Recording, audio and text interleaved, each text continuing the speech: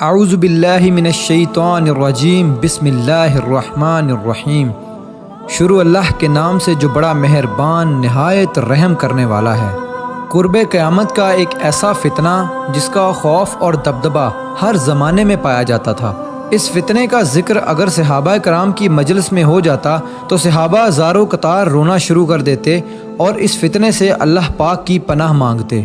دوستو، آج کی اس ویڈیو میں بات کروں گا اس کائنات کے سب سے بڑے فتنے کی، یعنی دجال کی۔ یہ دجال کون ہے اور دجال حقیقت میں کس شخصیت کا نام ہے؟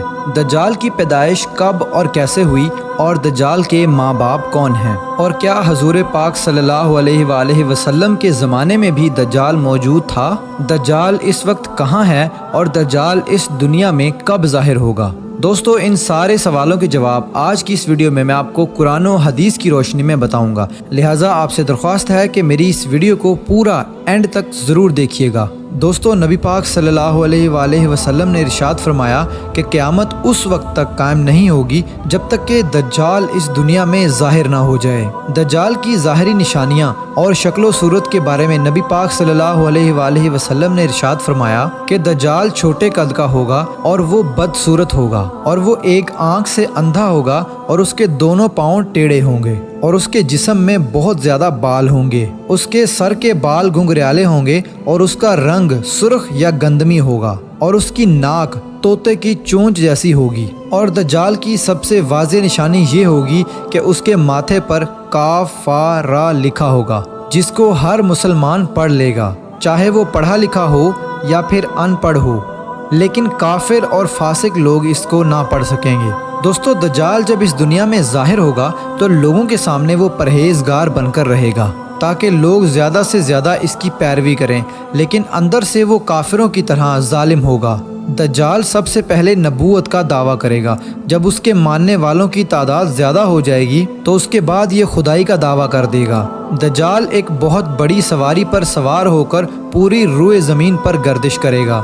وہ سواری اتنی بڑی ہوگی کہ اس کی آنکھوں کا درمیانی فاصلہ 40 گز ہوگا۔ دوستو، دجال کے پاس بے شمار طاقت اور بے شمار مال و دولت کے خزانے ہوں گے۔ اس روئے زمین کی زیادہ تر نہروں پر اس کا قبضہ ہوگا اور اس کی اجازت کے بغیر کوئی بھی پانی نہ پی سکے گا۔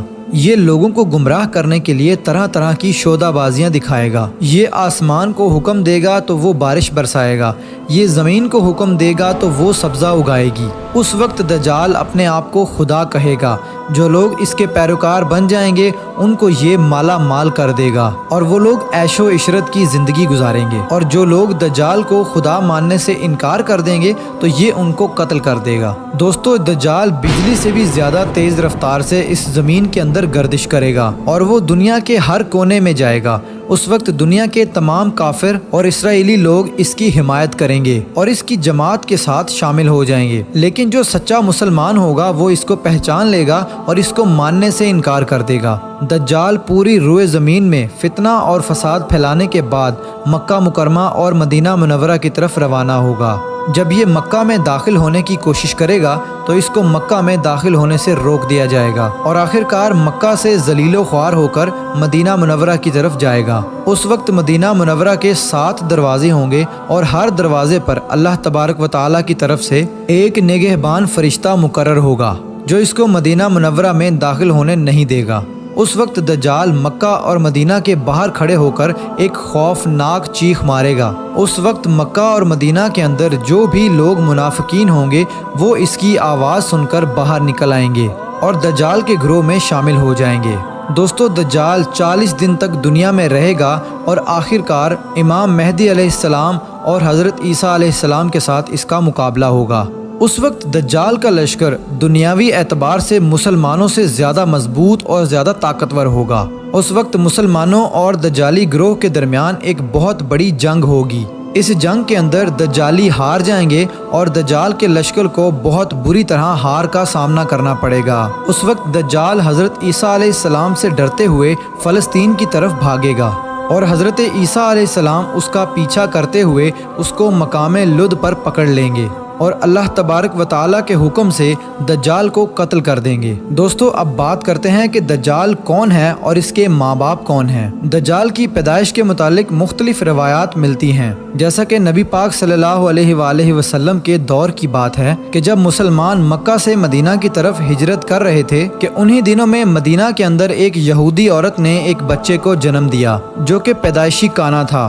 پیدائش کے اعتبار سے یہ بچہ بہت عجیب و غریب تھا۔ بچپن میں یہ بچہ مدینے کے اندر بچوں کے ساتھ کھیلا کرتا تھا اور آہستہ آہستہ یہ بچہ مدینے کے اندر مشہور ہونے لگا اور مدینے کے اندر اس نے اپنے اوپر وحی آنے کا دعویٰ کر دیا اور یہ بچہ لوگوں کے ساتھ عجیب و غریب اور پر اسرار باتیں کرنے لگا۔ جب اس کی ماں کو یہ علم ہوا تو اس کی ماں حضور پاک صلی اللہ علیہ وآلہ وسلم کی خدمت میں آئی اور اپنے بیٹے کا سارا حال نبی پاک صلی اللہ علیہ وآلہ وسلم کو بتایا، اور اس بچے کی ماں حضرت محمد صلی اللہ علیہ وآلہ وسلم سے گزارش کرنے لگی کہ آپ اس بچے کا معائنہ کریں کہ یہ کیا کر رہا ہے۔ ایک دن آپ صلی اللہ علیہ وآلہ وسلم صحابہ کرام کے ہمراہ اس بچے کا معائنہ کرنے کے لیے اس کے گھر کی طرف روانہ ہوئے تو آپ نے رستے میں اس بچے کو انصاری بچوں کے ساتھ کھیلتے ہوئے دیکھا۔ اس بچے کا نام ابن سیاد تھا۔ اس وقت آپ صلی اللہ علیہ وآلہ وسلم کے ساتھ عمر بن خطاب رضی اللہ تعالی عنہ اور دیگر صحابہ کرام بھی موجود تھے۔ اس وقت ابن سیاد بلوغت کے قریب تھا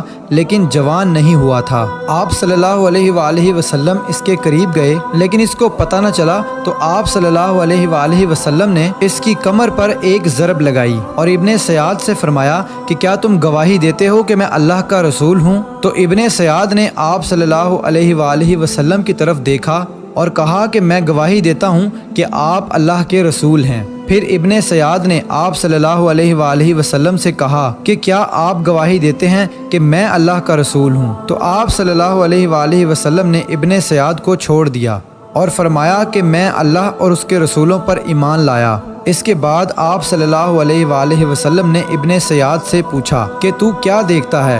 تو ابن سیاد نے کہا کہ میں سمندر پر عرش دیکھتا ہوں۔ تو اس وقت آپ صلی اللہ علیہ وآلہ وسلم نے ارشاد فرمایا کہ وہ ابلیس کی چال ہے۔ تو اس وقت ابن سیاد نے حضرت محمد صلی اللہ علیہ وآلہ وسلم کو بتایا کہ میرے پاس سچی اور جھوٹی خبریں آتی ہیں۔ یہ بات سن کر آپ صلی اللہ علیہ وآلہ وسلم نے فرمایا پھر تو تیرا معاملہ الٹ ہو گیا۔ اس کے بعد آپ صلی اللہ علیہ وآلہ وسلم نے ابن سیاد سے فرمایا کہ میں نے تیرے لیے ایک چھپانے والی چیز چھپائی ہے۔ دراصل اس وقت آپ صلی اللہ علیہ وآلہ وسلم نے اپنے دل کے اندر لفظ دخان سوچا تھا۔ تو ابن سیاد آپ صلی اللہ علیہ وآلہ وسلم سے کہنے لگا کہ آپ نے دل کے اندر جو چیز چھپائی ہے وہ الدخ ہے۔ تو اس پر آپ صلی اللہ علیہ وآلہ وسلم نے ارشاد فرمایا کہ ذلیل ہو جا، تیری قدرت بڑھ نہیں سکتی۔ اس وقت حضرت عمر رضی اللہ تعالی عنہ نے فرمایا کہ اگر آپ مجھے اجازت دیں تو میں اس کی گردن اڑا دوں۔ اس وقت آپ صلی اللہ علیہ وآلہ وسلم نے ارشاد فرمایا کہ اسے چھوڑ دو، کہ اگر تو یہ سچا ہے تو اسے قتل نہیں کر سکتا اور اگر یہ جھوٹا ہے تو اسے قتل کرنے میں کوئی بھلائی نہیں۔ دوستو مدینے کے لوگ ابن سیاد کے بارے میں کہا کرتے تھے کہ بعض شیاطین اس کے پاس آتے تھے جو اسے عرش الہی کی خبریں دیا کرتے تھے، جبکہ آپ صلی اللہ علیہ وآلہ وسلم نے ابن سیاد کے بارے میں سکونت اختیار کی ہے، کیونکہ آپ صلی اللہ علیہ وآلہ وسلم کی طرف یہ وحی نہیں کی گئی کہ ابن سیاد کی حقیقت کیا ہے، جبکہ بعض لوگ ابن سیاد کو ہی دجال مانتے ہیں اور چند صحابہ کرام کا خیال بھی یہی تھا۔ اور ایک دوسری روایت میں ملتا ہے کہ حضرت عمر رضی اللہ تعالی عنہ آپ صلی اللہ علیہ وآلہ وسلم کے سامنے ابن سیاد کو دجال کہا کرتے تھے، لیکن آپ صلی اللہ علیہ وآلہ وسلم نہ ہی اس بات کا اقرار کرتے اور نہ ہی انکار کرتے۔ دوستو ابن سیاد کے اندر ایسی بہت ساری نشانیاں موجود تھی جو کہ ہو بہو دجال کی نشانیاں تھی۔ یہی وجہ ہے کہ اس دور کے اندر صحابہ کرام بھی ابن سیاد کو دجال کہا کرتے تھے، اور بعض مفسرین کا یہ کہنا ہے کہ ابن سیاد ہی وہ شخص ہے جو قیامت کے قریب دجال بن کر ظاہر ہوگا۔ حضرت ابو سعید خدری رضی اللہ تعالی عنہ بیان کرتے ہیں کہ ابن سیاد مجھ سے کہنے لگا کہ میں دجال کے ماں باپ کو بھی جانتا ہوں اور دجال کو بھی جانتا ہوں۔ تو اس وقت حضرت ابو سعید خدری رضی اللہ تعالی عنہ نے ابن سیاد سے کہا کہ کیا تو اس بات کو پسند کرتا ہے کہ تو ہی دجال ہو؟ تو اس وقت ابن سیاد نے کہا کہ اگر مجھے دجال بنایا گیا تو میں اس بات کو ناپسند نہیں کروں گا کہ میں دجال بنوں، یعنی کہ میں دجال بننا پسند کروں گا۔ دوستو بعض مفسرین کا کہنا ہے کہ ابن سیاد دجال نہیں ہے، کیونکہ یہ بعد میں آپ صلی اللہ علیہ وآلہ وسلم پر ایمان لے آیا تھا، بلکہ دجال حضرت سلیمان علیہ السلام کے دور میں جنات اور انسانوں کے ملاپ سے پیدا ہوا تھا اور اس کے ماں باپ کو قتل کر دیا گیا تھا، اور دجال کو ایک جزیرے کے اندر قید کر دیا گیا، اور انسانوں اور جنات کے ملاپ سے پیدا ہونے والا بچہ یعنی کہ دجال آج بھی اسی جزیرے پر قید ہے، اور اس کے ساتھ ساتھ شیطان اس کو ہر بات کی وہیں پر خبر دیتے ہیں۔ دجال کی پیدائش کے بارے میں حضرت امام زرکاری رحمۃ اللہ علیہ بیان کرتے ہیں کہ دجال وہ فتنہ ہے جس کو اللہ تبارک و تعالی نے اس وقت پیدا فرمایا جس وقت حضرت آدم علیہ السلام کو جنت سے نکالا گیا تھا، اور دجال کو بنا ماں باپ کے پیدا کیا گیا۔ دوستو حقیقت تو یہ ہے کہ دجال قیامت کے قریب ظاہر ہوگا، اور اس کی جو نشانیاں ہوں گی وہ آپ صلی اللہ علیہ وآلہ وسلم کی احادیث میں واضح طور پر مل جاتی ہیں۔ لیکن یہ دجال کہاں ہے، اور یہ کہاں سے آیا، اور یہ کیسے پیدا ہوا، اور اس کے ماں باپ حقیقی طور پر کون ہیں، اس کے بارے میں کسی کو کوئی علم نہیں ہے۔ اس کا علم صرف اللہ تبارک و تعالیٰ کی ذات کے پاس ہے۔ اللہ پاک ہی بہتر جانتا ہے کہ دجال حقیقت میں کون ہے اور وہ کیسے پیدا ہوا۔ اللہ تبارک و تعالیٰ سے دعا ہے کہ اللہ پاک اپنے پیارے حبیب حضرت محمد صلی اللہ علیہ وآلہ وسلم کے صدقے ہم سب کو دجال کے فتنے سے بچائے اور ایمان کی سلامتی کے ساتھ ہمیں زندگی گزارنا اور مرنا نصیب فرمائے۔